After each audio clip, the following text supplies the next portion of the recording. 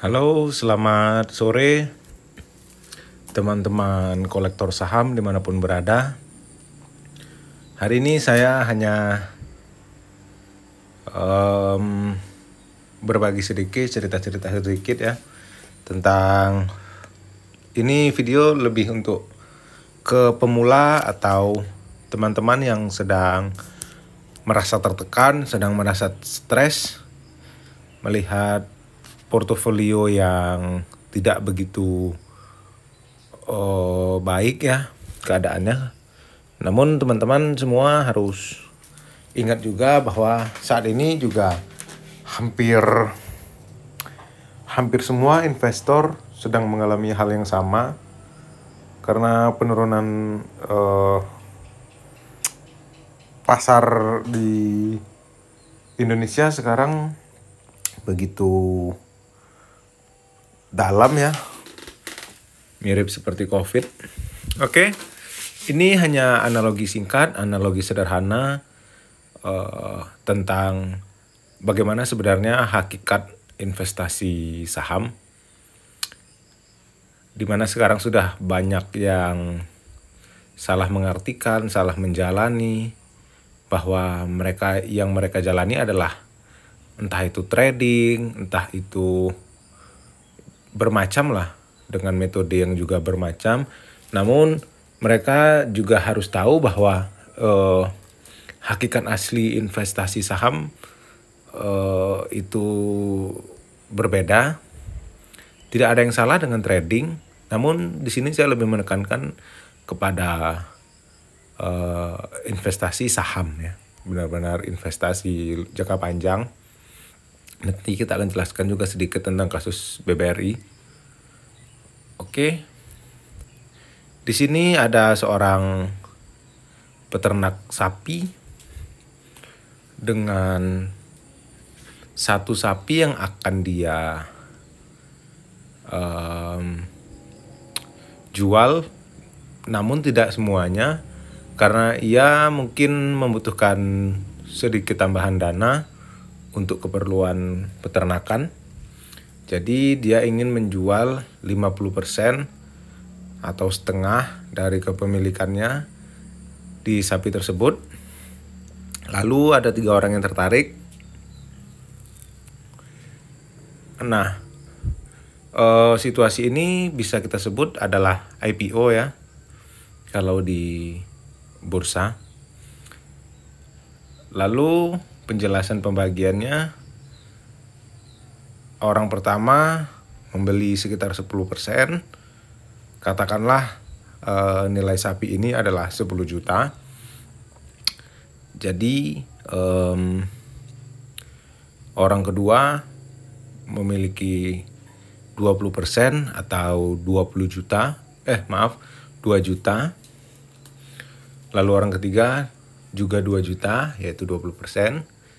Dan sisanya 50% sebagaimana yang dikatakan di awal, pemilik hanya menjual setengah dari kepemilikan sapi tersebut. Itulah yang disebut dengan perusahaan terbuka ya, di mana yang bagus itu adalah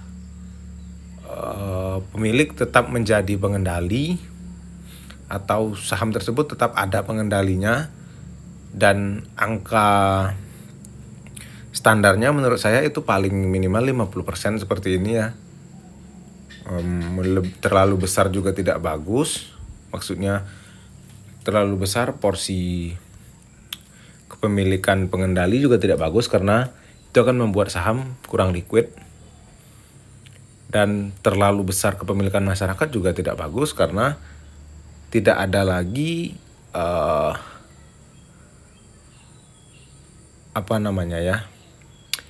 yang bisa kita pegang dari si pengendali, karena saham mereka minoritas. Karena di bursa itu ada yang kepemilikan pengendali hanya 15-30%, sisanya masyarakat. Dan sahamnya bisa kita lihat seperti memang tidak ada nilai, tidak ada harganya. Bahkan usahanya juga kadang tidak jalan atau ada yang nggak beres gitulah pokoknya kan. Jadi teman-teman harus memilih benar-benar perusahaan yang jelas, bagus, dan bisa dianalisa gitu ya. Itulah investasi saham yang sebenarnya. Lanjut.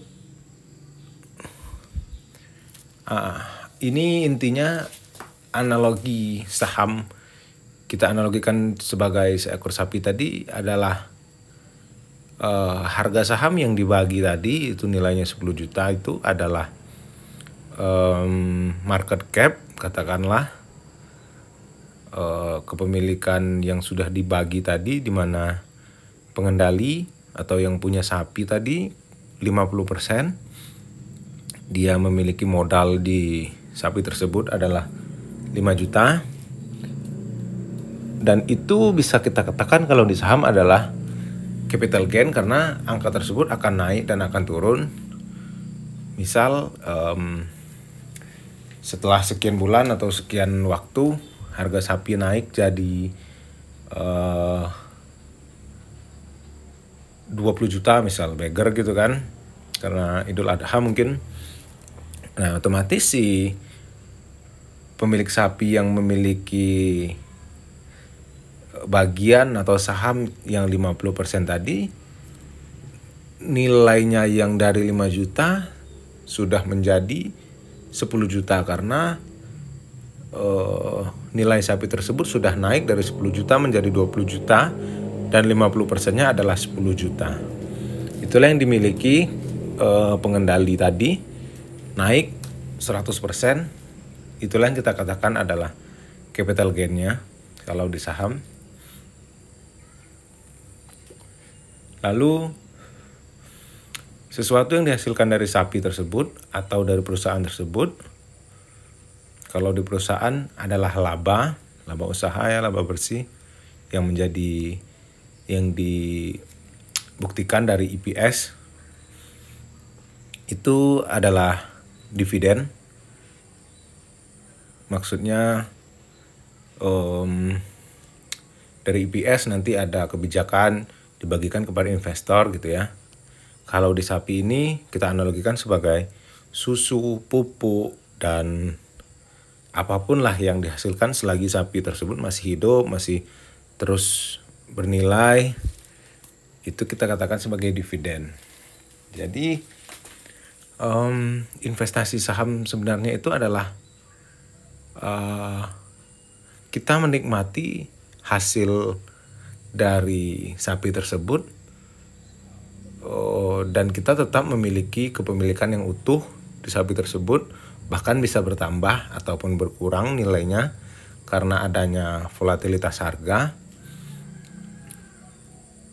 Dan itu ketika kita tidak benar-benar melepas kepemilikan kita atau menjual sapinya, itu hanya sebatas ilusi. Maksudnya belum kita realisasikan gitu ya. Terkecuali misal orang pertama tadi yang 10%, ketika harga sapi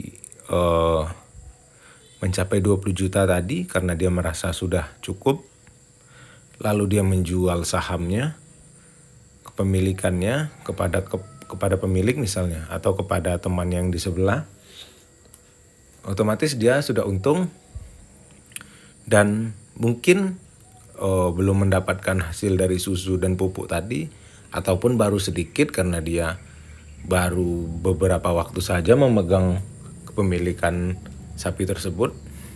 Itu sah-sah saja karena itu adalah hak dari setiap pemegang saham ya. Atau bahkan pun ketika harganya turun, harga sapi turun, dia butuh duit, ya juga nggak masalah. Itulah yang disebut capital gain. Oke, sampai sini paham ya teman-teman. Di sini maaf saya bukan bermaksud menggurui atau apa. Ini hanya membantu teman-teman yang mungkin masih pemula, masih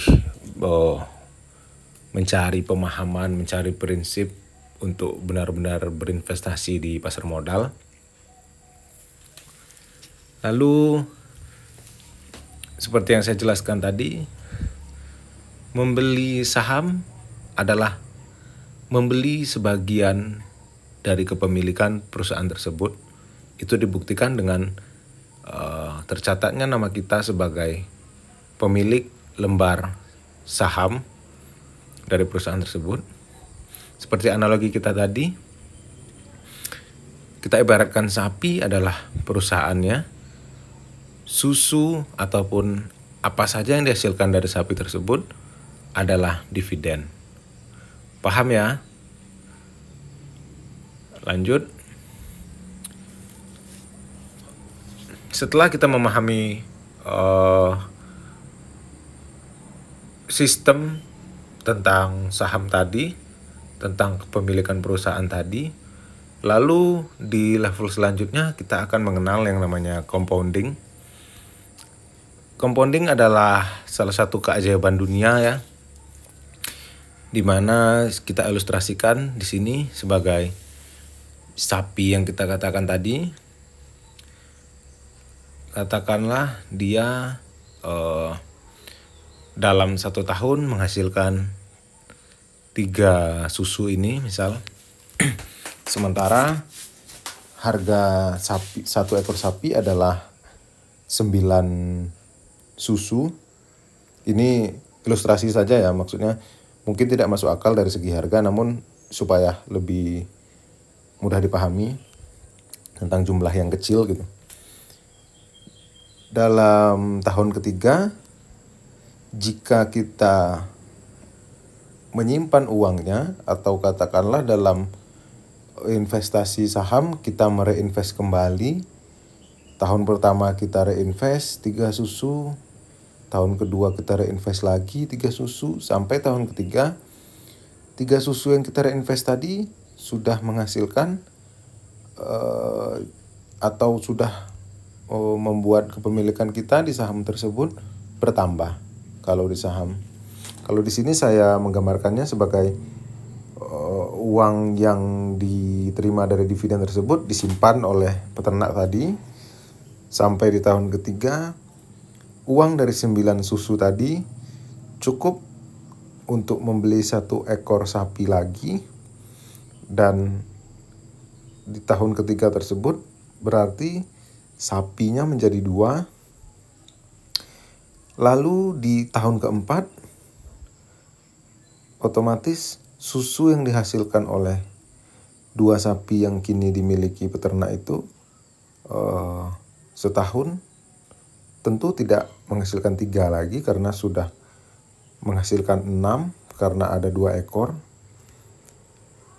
Begitupun selanjutnya sampai tahun ke-6 sapinya sudah 3 dan susu yang dihasilkan per tahun sudah 9. Otomatis setiap tahun peternak tadi bisa membeli 1 ekor sapi dari hasil yang dihasilkan oleh sapi itu sendiri tanpa harus mengeluarkan modal lagi. Semakin bertambah, semakin berkali-kali lipat, berlipat ganda. Itulah yang disebut compounding. Karena tanpa kita menambah modal, hasil yang kita reinvest akan menghasilkan hasil yang lebih besar lagi. Itulah ajaibnya compounding. Semoga teman-teman paham ini ya, karena ini menurut saya mindset yang sangat penting yang harus dimiliki setiap investor yang benar-benar ingin menjalankan hakikat saham seperti seharusnya. Oke, yang terakhir kita sampai di kesimpulan. Ini berlaku untuk teman-teman semua ya, sebagai penenang, sebagai hal mungkin yang membantu supaya lebih nyaman berinvestasi. Yang pertama, fluktuasi harga adalah hal biasa. Seperti yang kita katakan tadi, sapi mengalami harga yang juga naik turun. Semisal di mendekati Idul Adha, harga sapi akan naik, atau di akhir tahun harga sapi akan turun. Nah, begitu seterusnya. Jadi kita tidak perlu panik, karena kalau kita memang sudah paham apa yang kita beli, kita tahu siklus harga sapi, dan kita tahu kualitas sapi yang kita miliki, kita tidak perlu panik walaupun harganya seperti apapun, ataupun ada fear bahwa sapi akan dimusnahkan di seluruh dunia seperti itu misalkan. Anda tidak akan panik karena Anda tahu yang Anda beli, tahu yang Anda jalankan. Lalu yang kedua, menjual berarti merealisasikan keuntungan atau kerugian. Ini yang juga kita bahas tadi di awal ya. Ketika harga sapi turun, lalu Anda panik dan Anda menjualnya dengan posisi harga jual di bawah harga beli sapi tersebut, tentu Anda mengalami kerugian.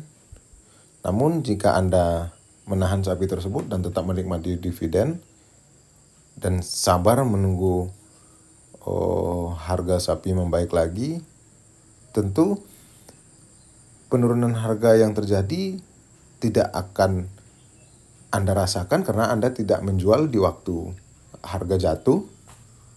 Justru Anda tetap menikmati dividen dan menjual mungkin nanti di menjelang Idul Adha ketika harga sudah lebih tinggi daripada harga beli. Nah, jadi itu penting ya. Harus paham apa yang dibeli. Lalu yang ketiga, hanya membeli perusahaan berdividen. Karena dari semua yang kita bahas tadi, dividen adalah uang pasti, uang tunggu, hasil pasti yang akan kita dapatkan per tahun. Sembari semisal ada gejolak harga, jadi kita tetap tenang. Dan hakikat aslinya memang kita memiliki saham di sebuah perusahaan adalah kita ikut menikmati hasilnya. Dibagikan kepada investor, itu juga bentuk sebuah perusahaan menghargai pemiliknya. Lalu keempat, mengetahui harga pasar adalah kunci. Di sini saya bukan ingin menekankan Anda menjadi trader ya. Momentum yang saya maksud adalah ketika Anda memutuskan untuk membeli seekor sapi misalnya, tentu Anda tidak akan membeli di saat menjelang Idul Adha, karena Anda berencana untuk berinvestasi bukan untuk berkurban. Kalau untuk berkurban ya nggak masalah karena lain kepentingan ya. Anda harus tahu harga dan harus tahu siklus, harus paham yang Anda beli. Karena misal di Desember harga sapi selalu turun, nah itulah kesempatan Anda membeli atau menambah kalau sudah ada sapi sebelumnya dengan harga yang di bawah, karena beberapa waktu lagi Anda tahu sapi akan tetap menghasilkan susu, ataupun beberapa saat lagi harga sapi tersebut akan naik. Nah itu sangat penting, karena membeli sapi bagus pun, membeli perusahaan bagus pun, jika di harga yang sudah kemahalan, itu menurut saya juga kurang tepat, karena akan mengurangi atau akan tidak memaksimalkan keuntungan yang akan didapat. Begitu ya.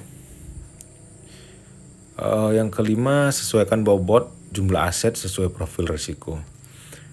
Maksud saya seperti ini. Kalau kita kembali ke analogi yang pertama tadi, sapi ya. Jika harga sapi 10 juta, lalu uang Anda hanya 10 juta, berarti Anda tidak bisa membeli 100% kepemilikan sapi tersebut, karena uang Anda hanya ngepas. Walaupun sapi tersebut akan menghasilkan susu, akan menghasilkan dividen, perusahaan tersebut itu tidak tepat ya. Kita juga harus tahu profil risiko kita seperti apa, dan jangan terlalu mengambil risiko besar, karena berinvestasi sesungguhnya adalah kita meminimalisir risiko yang ada Itu tujuan utama investasi adalah kita menghindari inflasi atau berkurangnya nilai uang yang kita miliki. Itu prinsip dasarnya ya. Lalu yang keenam, paham tentang apa yang dibeli. Ini sudah kita bahas tadi ya. Yang ketujuh, diversifikasi itu penting.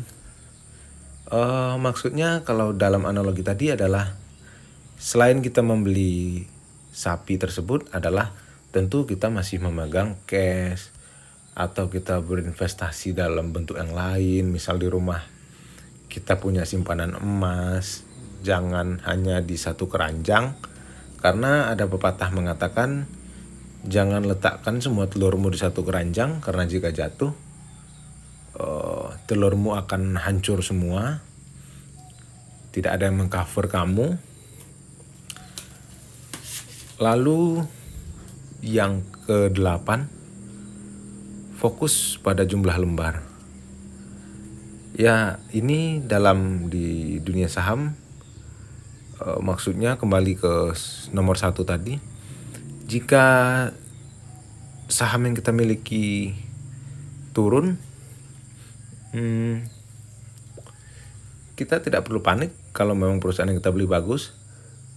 Justru jika memang menurut kita harga tersebut adalah harga diskon, ya kita tambah kepemilikan kita. Ataupun jika tidak ada cash maksudnya, ya bertahan saja, karena kita kan sudah menggunakan uang dingin, uang yang tidak terpakai.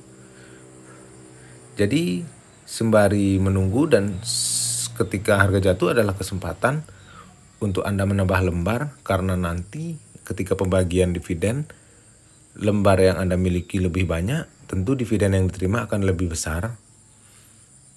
Karena dividen itu dibagikan menurut kepemilikan jumlah lembar kita. Semakin banyak jumlah lembar, semakin besar yang kita terima. Itu rumusnya dividen per share dikali lembar saham yang kita miliki. Lalu yang ke-9, reinvest. Kita sudah bahas tadi ya, compoundingnya supaya maksimal. Itu semua dari 1 sampai ke 8 sampai ke 9 ini sangat berkesinambungan ya.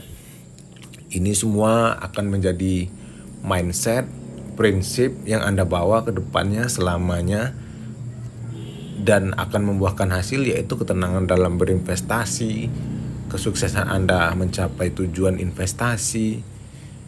Itu penting sekali ya. Jangan hanya ikut-ikutan, jangan hanya FOMO. Oke, sampai sini dulu video tentang analogi saham. Karena ini sudah terlalu panjang, saya jadi gak sempat bahas yang contoh kasus BBRI ya. Tapi semoga teman-teman paham dengan penjelasan sederhana saya. Mohon maaf jika ada penjelasan yang kurang pas atau kurang nyaman penyampaiannya, kata-katanya begitu. Jika ada pertanyaan, boleh komen di komentar, pasti akan saya balas. Sampai jumpa di video selanjutnya. Semoga teman-teman selalu diberkahi.